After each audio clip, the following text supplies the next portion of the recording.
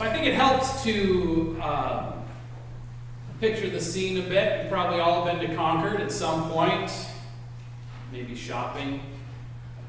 People do that. So right downtown in Concord was the prison, the jailhouse, I should say. And for that one night, Thoreau found himself incarcerated. And his experience, I think, was a little different from what he thought it would be. You know, we all have these ideas of what going to jail would be like. Some of us have been to jail, some of us haven't. But we all kind of have a sense of what it is, or what we think it is. And he shows up and meets this guy, who may or may not be an arsonist, and settles in, and then he has a sort of transcendental experience. It was like traveling to a far country, he says, such as I never expected to behold. It was a closer view of my native town. I was fairly inside it. So that's an interesting idea, right? It was like traveling to a far country, such as I never expected to behold. It was a closer view of my native town, and I was fairly inside of it. So yesterday, some of us went to that play that I mentioned during the reading. And one of the dominant themes in it was something that most of us here know well about Henry David Thoreau, namely his lifelong urge and mission to get away from the mundane, normal life that he and his neighbors enjoyed in order to broaden his horizons and develop new insights. And we also know, because we know a little bit about Henry David Thoreau, and if you don't, if you hang out too much here, you will. We also know that sometimes Thoreau succeeded brilliantly, and yet sometimes he fell short of his vision. The most obvious occasion being during his residency at Walden Pond, where he built himself a tiny cabin with the help of his friends. Legend has it that it was Bronson Alcott, because he was the only one of the transcendentalists who knew how to use an axe. And then he tried to live in it, to experience the wonder of creation, to inhabit the world in deeper and more profound ways. In his book, Walden, he wrote, I went to the woods because I wished to live deliberately, to front only the essential facts of life, and see if I could not learn what it had to teach, and not when I came to die, discover that I had not lived. I went to the woods because I wished to live deliberately, to front only the essential facts of life.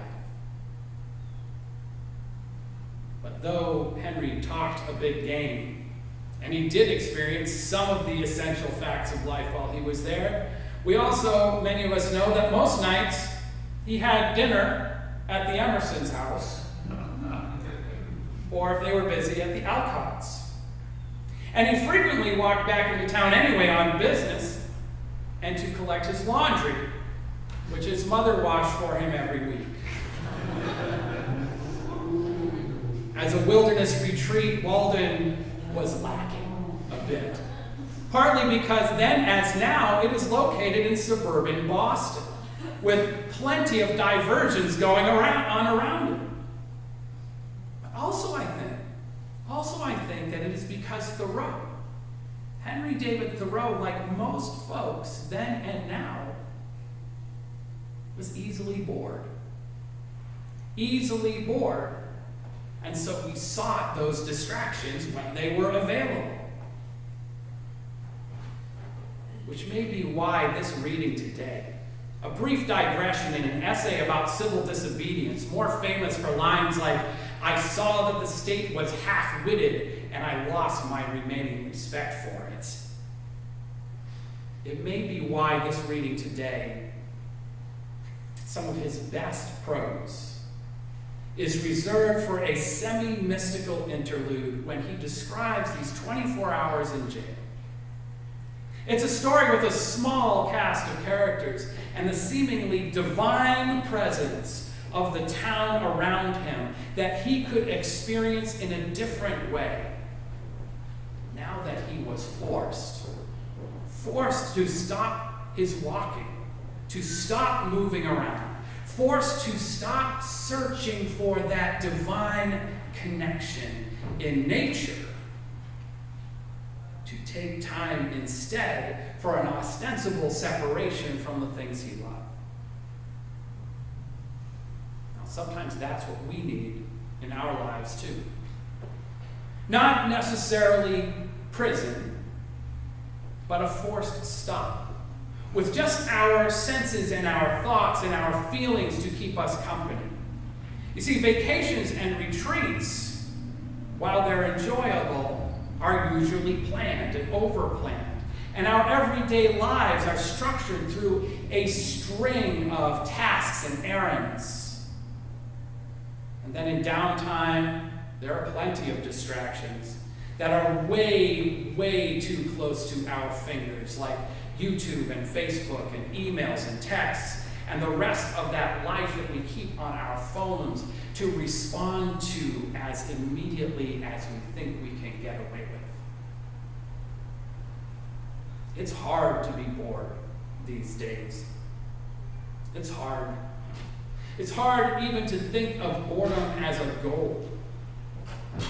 But that is frequently just what our bodies and our minds need, if only because much of our best work is done when we are challenged. And boredom challenges us. By its nature, it pushes back against our habitual ways. And it makes life hard. The 19th century German philosopher Arthur Schopenhauer writes that the two foes of human happiness are pain and boredom. The two foes of human happiness are pain and boredom. And certainly in our pursuit of happiness, we do our best to avoid both.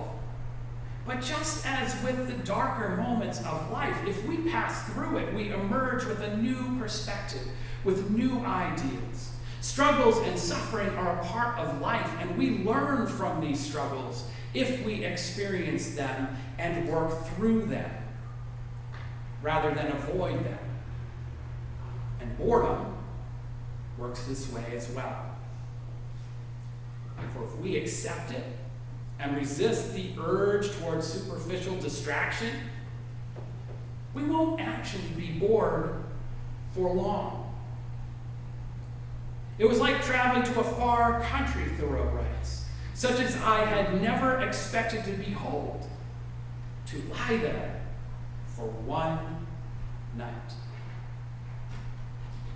A different country, a new, strange, wonderful place. That is what he encountered in the town where he lived his whole life. Now, intuitively, we know that boredom is good for us. In conversations with parents, we hear the complaint that children don't know how to be bored anymore.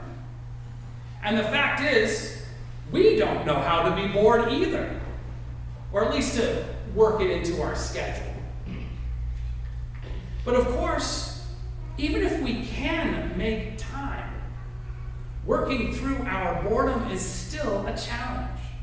And while we are often ready to blame ourselves, to blame flaws that we have, and while we are ready to blame each other for the flaws that we all have, or at least the ones we see, for things like short attention spans and the inability to plan properly, or addiction to technology and work over reflection and a good book or conversation or worship at church, while we are willing to blame these internal things in ourselves and others, many of the challenges we face with boredom are actually external. External. As with many other aspects of our lives, Last week we talked about social justice. As with many other aspects of our lives, there are plenty of forces in society that try to push us back into our regular lanes, to keep us apart and keep us thinking about the right or correct things in the series of tubes that direct our comings and our goings. The fact is, the emotion, odd to call boredom an emotion, the emotion or state of boredom is frequently on the very edge of something new and different and exciting for us. But newness is disruptive. Newness disrupts the old order and is rarely welcomed by them. Instead, it is stigmatized.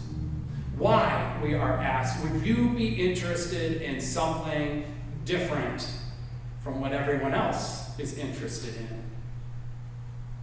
And the things that may cause the most disruption are the ones we are told are the least interesting and the hardest to understand.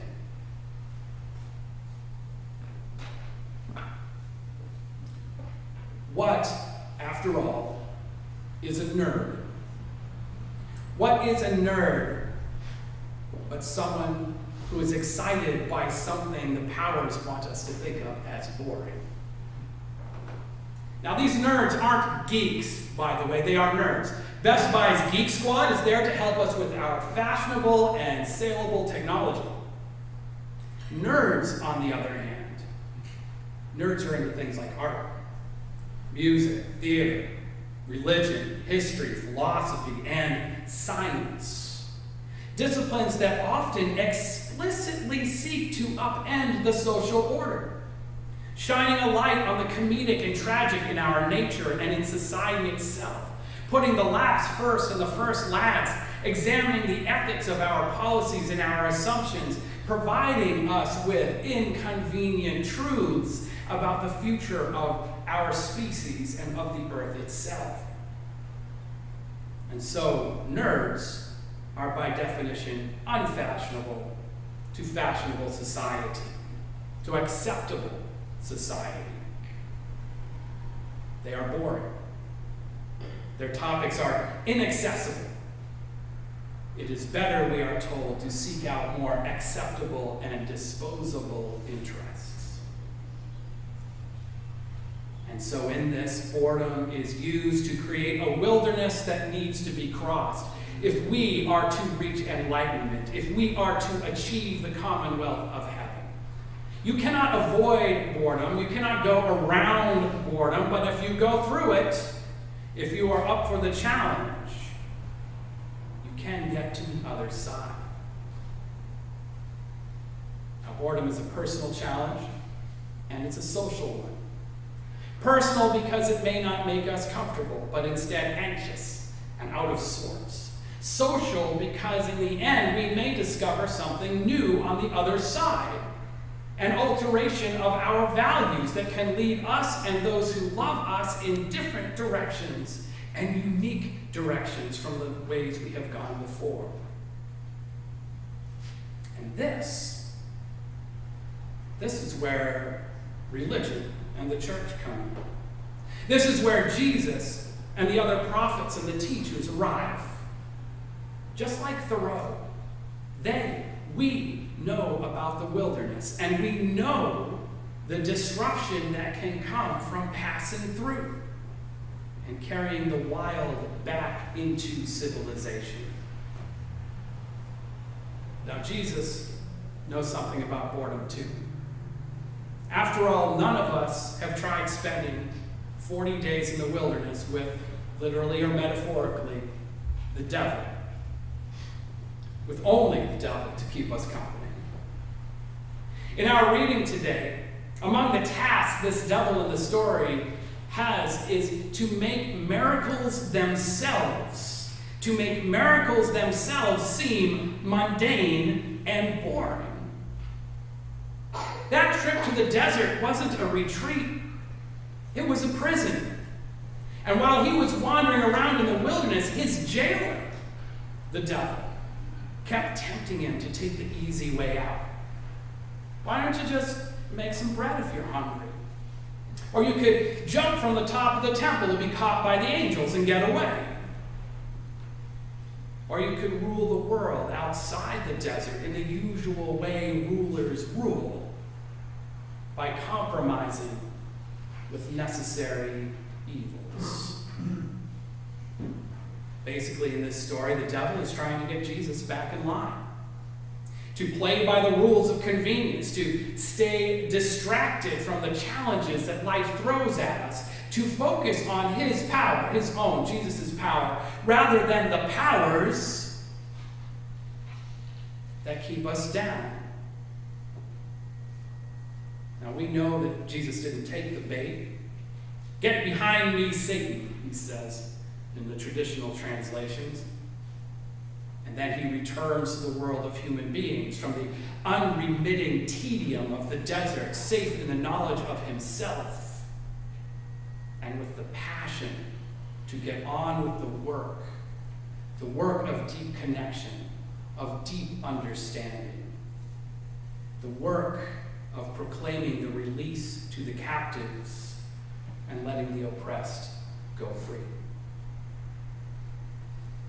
So may we have the strength to do the same. To accept those times of inaction, of boredom and struggle in our lives, not as a tedious desert to be avoided, not as a prison that we cannot escape, but as a gift and a path to creativity. Amen.